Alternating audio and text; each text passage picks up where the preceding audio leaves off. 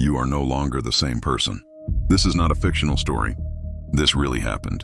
In 1971, psychologists decided to conduct an experiment that would become known as the objective was simple: to understand how human beings behave when they are given power, or when they completely lose control over their own freedom. To do this, he gathered ordinary volunteers, normal people, students, young individuals with no history of violence.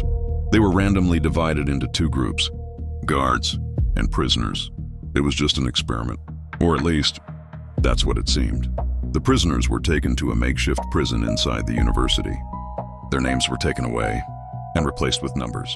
The guards, on the other hand, were given uniforms, dark glasses, and authority. No extreme rules were given, just one instruction: maintain order. On the first day, everything seemed normal. On the second, small changes began to appear. The guards started to impose stricter rules, minor punishments, nothing out of the ordinary. But on the third day, something changed completely. The guards began to act abusively. Humiliation, psychological pressure, sleep deprivation, and the most disturbing part, they were not being forced to do it. They were choosing to.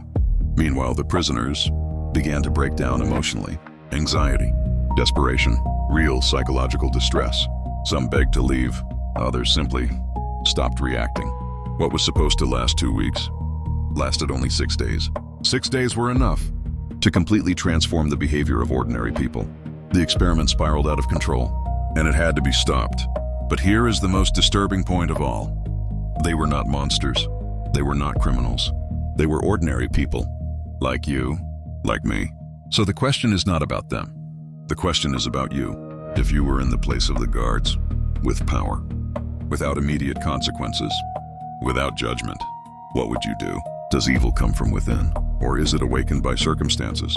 How often does the environment shape who we become, without us even realizing it? This story is not just about an experiment. It's about human nature, about how influenceable we are, about how power can corrupt, and about how close we are to it than we would like to admit. Because in the end, the greatest prison may not be the walls around us, but within our own minds. If you made it this far, maybe you've already realized some stories are not meant just to entertain. They are meant to reveal who we truly are. If this kind of story makes you think, then this channel is for you. Subscribe to Deep Story Vault, because here, every story holds a secret, and the next one might be even more disturbing.